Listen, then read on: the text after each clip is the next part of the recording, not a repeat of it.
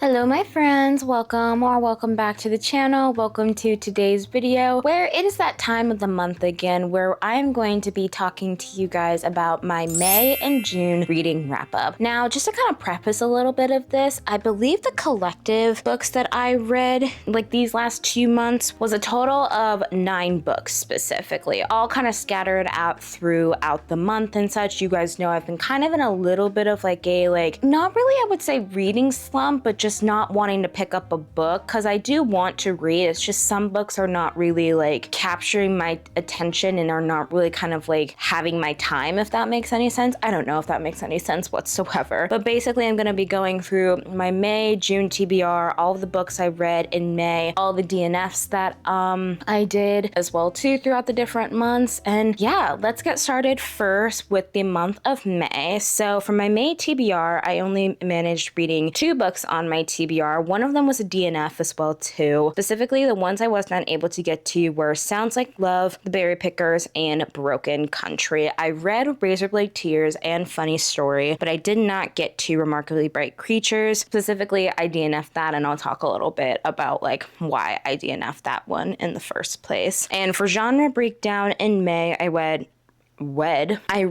1 romance and 1 thriller. So let's get into the books that I read in May. So the first book that I read and finished in May was King of Envy by Anna Huang. For this one and such, I have been kind of avoiding it. I don't know why off the top of my head. It's just a little bit something where I was just like, I don't know if I like Anna's books as much as I used to, but then when I read it, I actually ended up really enjoying it. And you guys know me, I don't really like these like morally gray characters, honestly. They're not my favorite, they're not my style, but not gonna lie, I can kind of get behind the fact of him. And honestly, I think I liked Volk a lot better than I did Christian, which are my only 2 kind of like reference points of most of morally gray men that are not in dark romances, pretty much, you know? And I will say, I think this is definitely her darkest book that she has written, and you know, nothing against her whatsoever.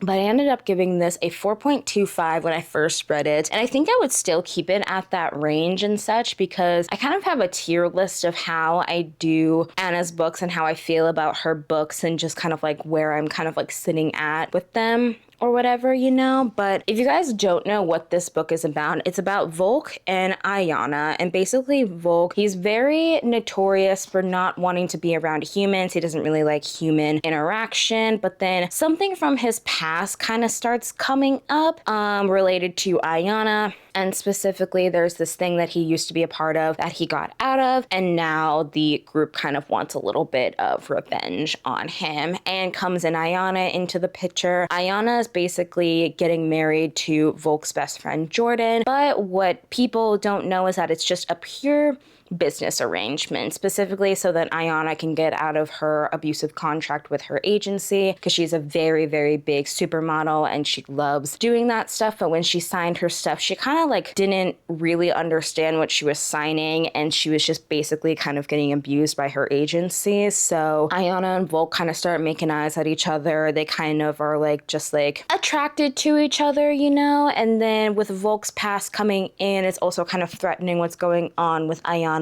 and Jordan as well too. And it's just one of those things where it can get very complicated very fast, but it made sense. And also the reason why they quote unquote broke up in the end makes a whole lot of goddamn sense. I remember when reading specifically the latter half of the book as well too, I remember just like clutching my pearls pretty much because I was just like, what is happening? You know what I mean? It's just one of those things where like It's a great book. It was a great little read. I don't think it is my favorite out of Kings of Sin, but I definitely did enjoy it. I did enjoy Volk and Ayana's story, and I didn't go into this with any expectations because I never know if I'm going to get attached to Anna's characters or not. I mean, based on what I've seen with like how she does foreshadowing with the other characters within the different books, I did not know how I was going to take to Volk and Ayana, but surprisingly, I really, really liked their story.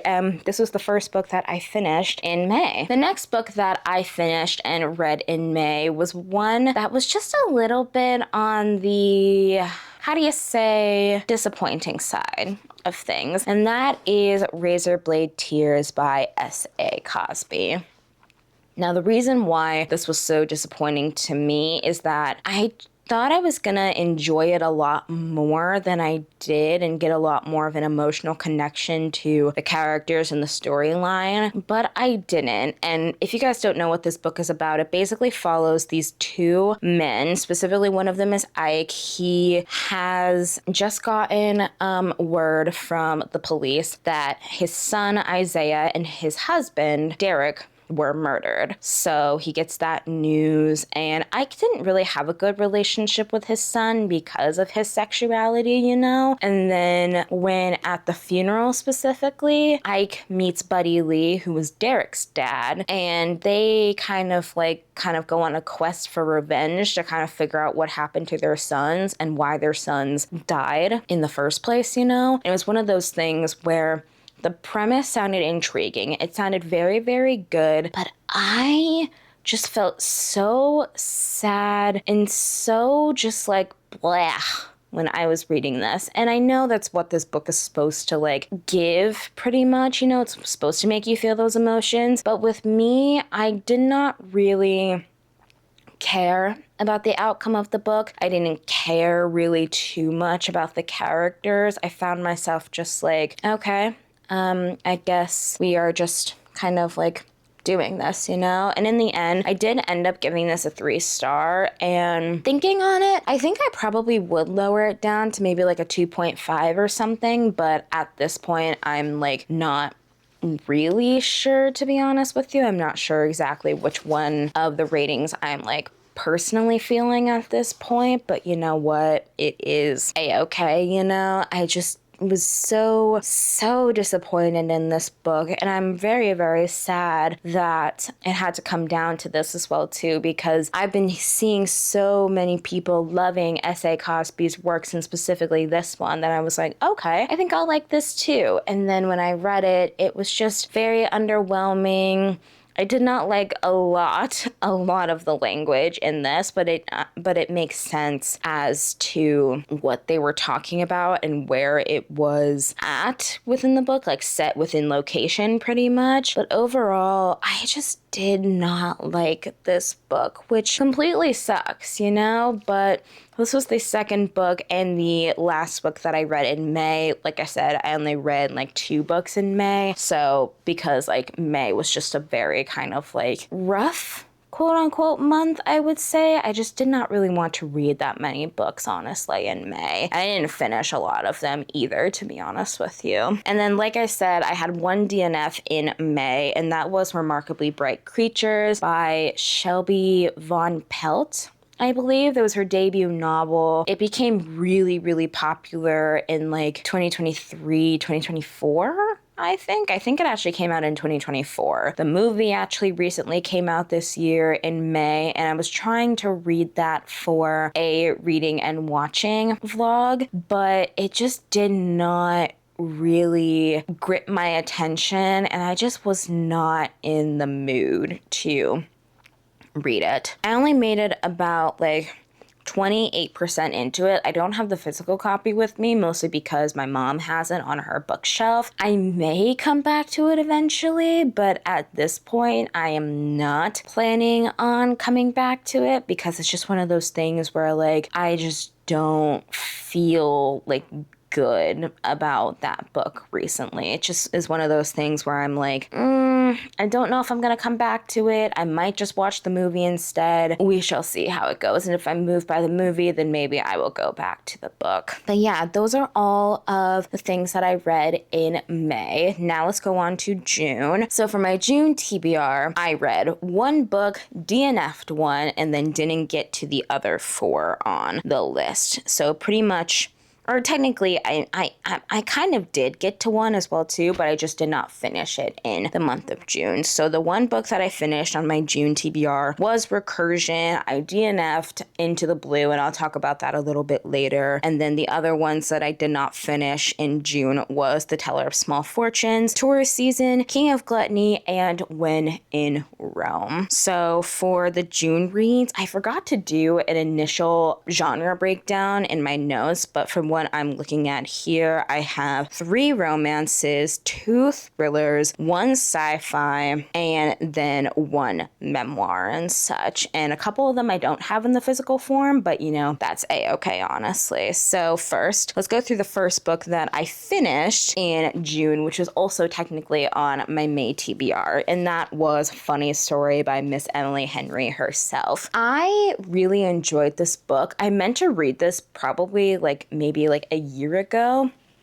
at this point, but I did not get to it, honestly. And with this one, if you guys don't know, it follows Miles and Daphne. Daphne, basically, the dude that she was dating before was her fiance, Peter. He basically broke up with Daphne to say that he was in love with his childhood best friend, Petra. And Daphne is left not having a home, so she decides to move in with this guy named Miles, who was Petra's ex. So they are living together and they are just trying to cohabitate until Daphne can transfer from her job that she has right now to a new job somewhere else. And it's a really interesting type of plot, and I did not expect to love Miles as much as I did. I think Miles is definitely my favorite of the male main characters that I've read of Emily's books so far, at least. I just really like the way that we got introduced to him, because he's also not introduced in a way that makes you want to like him as a male main character, but you know that he is going to be the forefront of the story because he's kind of awkward, he's smoking weed and things like that, or he's just kind of being a little bit of a stoner vibe type of situation, so, but you know what, it's one of those things where you're just oh, this is funny, and I liked the way that the story was played out. I really liked being in Daphne's head. Daphne, I think, is one of her female main characters where I've connected to the most, honestly, and I really like that, It's just one of those things where it's yeah, this is a great little book, honestly. I gave it a 4.5 originally when I read it. I was contemplating on giving it a 5-star for a long time, but then I decided to not give it a 5-star because I just feel like it is just one of those things where it's a good book, don't get me wrong, but it's also one of those things where I'm just it's not sticking with me as much as some other books were and such, and I'm not constantly thinking about them, but whenever I do look at this book, I'm oh yeah, I had a really, really, really, really good time with that. This next book that I have is definitely on the disappointing side of things, which completely sucks because I built this book up highly in my mind and it just disappointed me so much, but that is What Lies in the Woods by Kate Alice Marshall. I hated this book. I really did not like it. It kind of turned into a hate read at this point. It's not a 1-star, but it's 100% a 2-star. I did not like this book, and basically what this book kind of follows is it follows this girl named Naomi and her friends. They used to play in the woods a lot, but then Naomi was attacked and thankfully she survived, but then she kind of put away a killer who was suspected on murdering multiple women in the area and just things like that. And they became town heroes or whatever. But then you find out that they technically lied, and Naomi basically comes back basically trying to figure out what exactly happened, and she's just trying to figure out the truth because she doesn't really remember too much. And from the premise, I'm oh my gosh, that sounds amazing. That sounds absolutely wonderful. But just in general, I was just I did not like this book. I did not like it, mostly because, well, the beginning hooked me very much, but then as the story kept going, I kept seeing similarities to a very, very, very popular true crime case that had a lot of different elements to it, and I was able to guess the main plot twist along with a little bit of another plot twist as well too, just because of what information we got from the characters and specifically what we got from the story itself. I don't know if I'm gonna keep continuing reading Kate's books, honestly. I might if like something intrigues me, you know, but at this point I'm just like, no, I'm not feeling it personally, you know? It's just one of those things where I'm just like, you know, I'm not feeling it, you know? But yeah, this is a 2-star. Would not recommend it. I hated this book. It was not good whatsoever. Next book I have is on the complete opposite spectrum of that I actually really enjoyed, and that is The Devil She Knows by Alexandria Bellefleur. This was such a funny book, a very cute and very not so serious type of romance. Basically, it follows this woman named Samantha Cooper.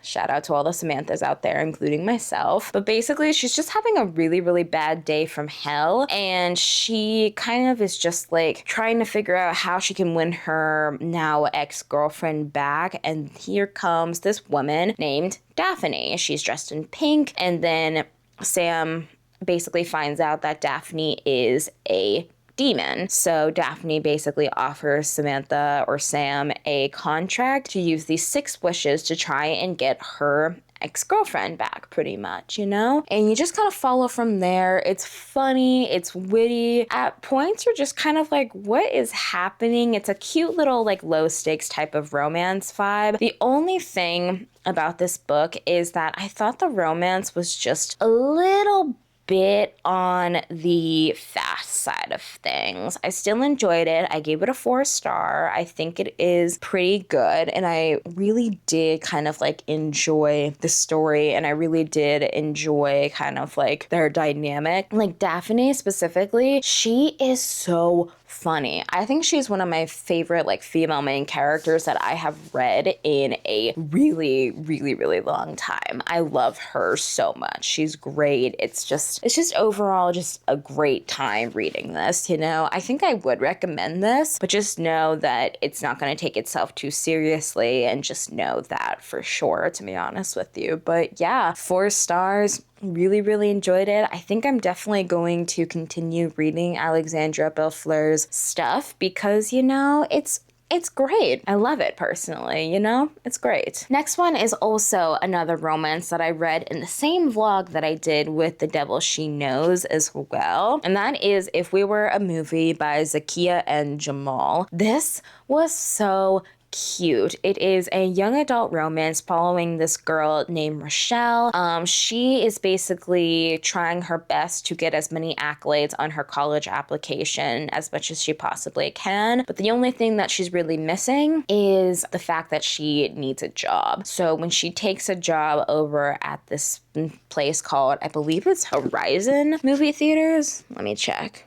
Yep, Horizon Cinemas and such, which is a very beloved Black-owned theater in their town. She finds out that a woman, or specifically a girl that she goes to school with, is there. Her name is Amira, and they're kind of like academic rivals to lovers. And Amira is technically Rochelle's boss. So as they first kind of start out, things are a little bit rocky between them, but then as Rochelle gets to know Amira, things kind of like start to soften a little bit and just things like that, you know, and you're just kind of following from there. This is a very much sequential young adult romance. It is very funny. It's almost kind of comical in some ways and such, and you can just tell that this is written for young adults, and it's very cute, and I think it's what I needed from reading so many heavy books and reading so many adult romances, that I need some young love in my life right now. I just needed it. I just needed something pretty much to just be like, yeah, yeah, this is great, you know? So I gave it a 4.25 as well, too. I really, really, really enjoyed this, honestly. It was a great book. It was absolutely wonderful. I loved this. This was absolutely wonderful. I also would recommend just in general, honestly, you know? And it's one of those books where I think depending if you are in the mood for this, if you're in the mood for a young adult and maybe you're an older adult like me, but still kind of crave that like high school nostalgia type of vibes, this is a great one. Plus also a lot of representation, not just within the Black community, but within the LGBTQ community. Like you have queer people, lesbians, you have bisexuals, pansexuals, asexuals as well too. And it's so nice to just kind of like see that, you know? But yeah, 100% would recommend this book. Loved this book so, so much. It was great. All right, next one that I have in the physical form for June is definitely my favorite book out of the bunch, mostly because it broke my brain so much that I am just like, oh God. Whenever I look at it, I'm just like, cool.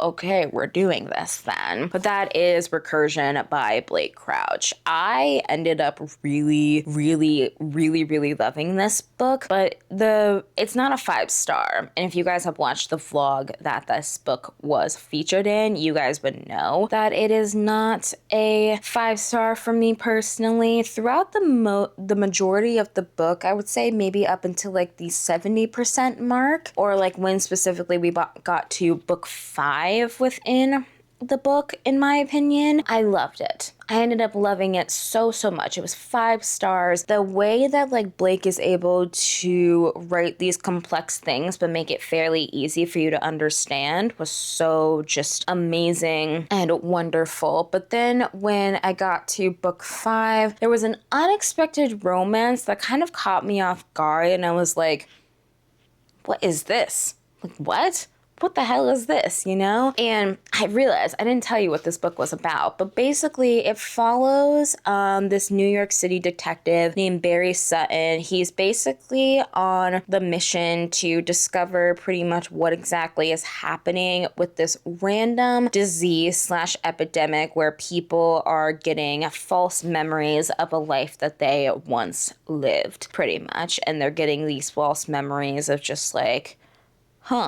this is interesting, you know, like these false memories, they are just kind of like coming across, and like they remember them, but it's not in a clear kind of like picturesque type of perfect way, you know? And basically reality is just kind of like coming up with this thing where you're just like, what is happening? So Barry is basically on the move to try and figure out what exactly is happening here. But then we see that in a remote laboratory, this neuroscientist named Helena Smith, she's basically unaware that she holds the key to figuring out this mystery, which is called false memory syndrome, and you follow from there. And like I said, it was gorgeous.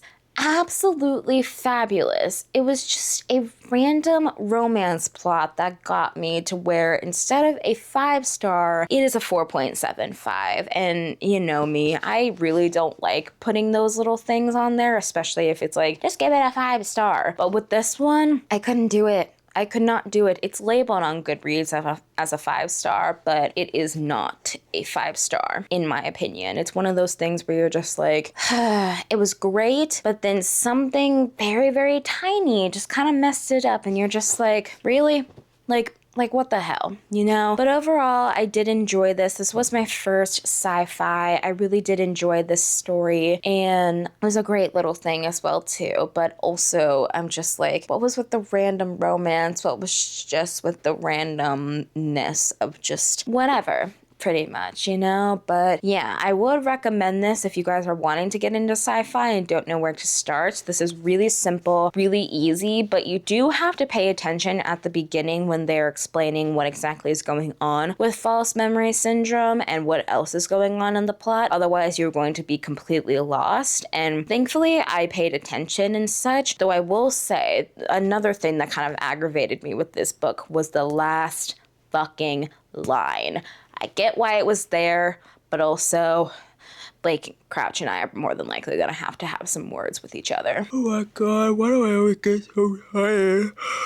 Okay, and the next book that I read is not in the physical form, but it is Bottom of the Pyramid by Nia Su. This is her memoir. And you guys know I've been wanting to read a lot more nonfiction within this year, honestly. I haven't been reading as much, but I really do want to. And with this one, it basically follows Nia and her life and basically talking about her life before, during, and after being on Dance Moms, which if you guys don't know, Dance Moms was a very, very popular show back in the early 2010s, I think it was early 2010s. It was either around 2010 or 2011 when the first season came out. It was a very, and I mean very, very popular show, to say the least. I tried watching it a few years ago, could barely get through the first, maybe second season. It was just one of those things where I just could tell that I was like, ugh, no, this is disgusting, and mostly because of the fact that Abby Lee Miller treated the girls so horribly, but specifically Nia, and specifically she wrote a memoir about her experience and why exactly she felt the way that she did, and it was really kind of nice to hear from Nia's story and such. I did overall enjoy it, but I think the only thing that really kind of semi took me out of the story sometimes was she had a very juvenile way of writing her story. It wasn't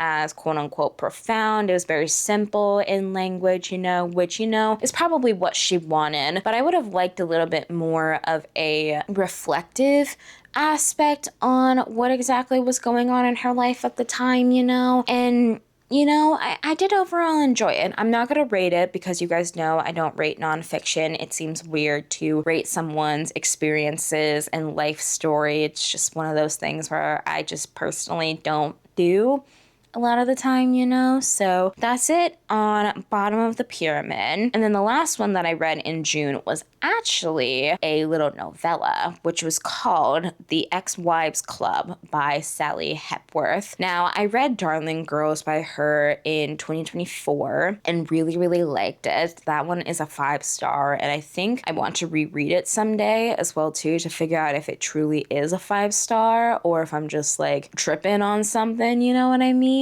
But with this one, it's a short little novella that basically talked about following this ex-wives club of this dude named Ian Curley, who is not the best dude in the entire world. It's a tiny little mystery, and basically Ian ends up dead, and then a bunch of people who were at the restaurant that night kind of get these little things of just were you there? Were you not there? Type of vibes, just figuring out who exactly killed Ian, and most of them have alibis, and you're just kind of figuring out who doesn't have the alibi type of vibe, you know what I mean? So yeah, it's just one of those things where it was a cute little read. That one was a 4-star for me. I really liked it. I listened to it in a session because it was maybe 80-90 minutes long. It was fairly short. It was very not too much taking of your time and such, and that was a nice little thing to just kind of listen to just be oh, I just got something in my ear type of vibe, you know what I mean? So yeah, that was nice. And then that was the last book that I read in June. So now we're going to be going through my June DNFs, and for this one I had 4. So this first one I'm not going to be holding up too much because it is a goddamn brick,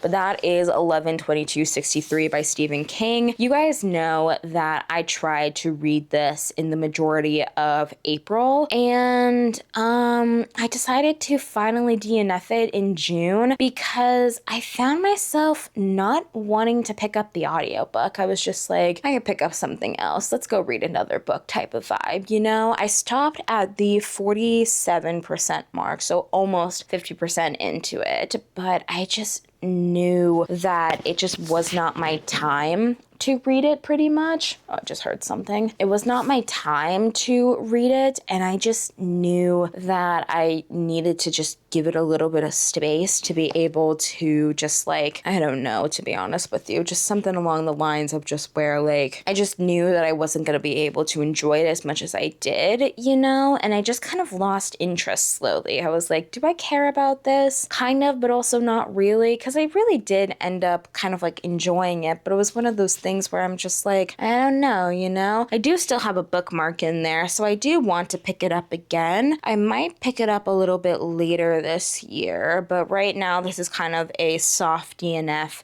for now. I think I will pick it up eventually in the upcoming years, just more than likely, just not now, to be honest with you. And then another book that I soft DNF'd in June because I just was not feeling it was Boyfriend Material by Alexis Hall. For some reason, the language and the writing just kind of took me out of the story, and I was just like, you guys are full-blown adults. Why are you guys acting like this, you know? And it just was one of those things where I was just like, I think I could like it, but just not right now. I hope you guys understand what I mean by that, because basically it's like a fake boyfriend type of vibe, you know? And specifically it's Luke O'Donnell and Oliver Blackwood. They are basically trying to get this mutual benefit of fake dating each other. Then they go their separate ways, but like most fake dating tropes, they come together and actually start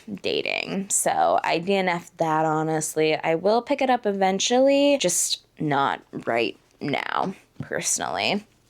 And then another one that I soft DNF'd that so many people have been loving to read right now is Into the Blue by Emma Brody. Now, this one I started on a random night before going to sleep, and I think that was like my issue with it, and I probably should have known what I was getting myself into a little bit more before picking it up. And I do plan on coming back to this because I think it would be an interesting story to read. I just don't think I can handle it right now, you know? It follows this girl named AJ. She basically thought that, like, she would get out of her small town on this soccer scholarship, but she ends up in an accident, breaks her arm, and she's just kind of, like, lost, pretty much, you know? And we're just kind of following from there. This dude named Noah comes into town. He's very much a nepo baby of this very famous TV show that Avery likes to watch, or no, not Avery, AJ likes to watch, you know, and apparently you're just kind of following from there, but I personally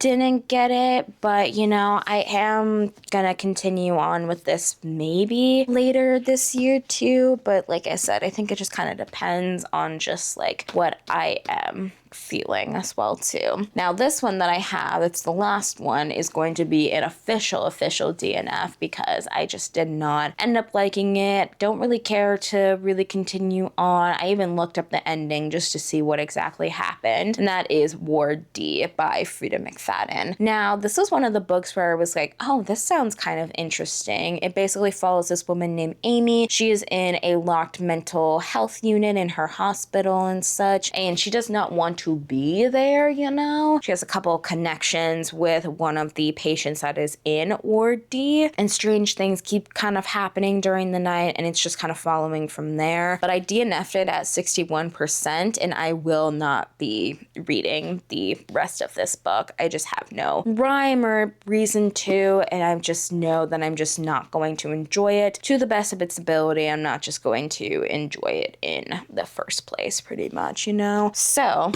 those were all the DNFs that I had in June. Now let's go into my current reads. I have 2 current reads that I have so far. And the first one that I have, I recently started, it was either yesterday as of recording this, or maybe a couple of days before recording this, and that is Between Friends and Lovers by Charlene Boy, I think is how you pronounce her name. I can't remember off the top of my head. But this one basically follows this girl named Josephine, aka Dr. Jojo, on social media. And she's basically like grappling with the depression and pressures of her career and her non-existent love life and such. And she's had a crush on her best friend Ezra for a long time, but then after she meets this guy named Mal at a party, she decides that she doesn't want to wallow in a crush that is literally non-reciprocated, pretty much, you know? So she kind of starts like finding herself a little bit on that end, and you're just kind of following from there. I'm pretty sure it's gonna lean more into the fiction side of things and the romance side of things. But so far, I'm really liking it. I'm listening to it. I'm only like on chapter 9, which is not too bad, to be honest with you. It's only like, I'm like 67% of the way through, or not percent of the way through, pages through. So, you know, that's not too bad. And I think I might read it a little bit later after recording this, but we shall see how that goes. But that's the first current read. And then the second current read that I have is actually off of my June TBR as well too, but it's more than likely going to be finished in this month. And that is Tourist Season by Bryn Weaver. I've been wanting to read this book for a hot minute, mostly because I kind of want to get it caught up so where I can read the third book as soon as it comes out next year and such, because Harvest Season recently came out this year and I've missed Bryn Weaver. I've been wanting to read her books for a long time, specifically these newer books as well too, and just kind of like very curious on that end to see exactly how this is gonna go, because it is one of the things where it's like, oh, so wonderful. You know, it's an amazing thing to just kind of like see and just like a wonderful thing. And if you guys don't know, this basically follows in the town of Cape Carnage, and you follow this girl named Harper Starling. She is very much the kind of like keeper of Cape Carnage and kind of makes unruly tourists just kind of like disappear, if you know what I mean, you know?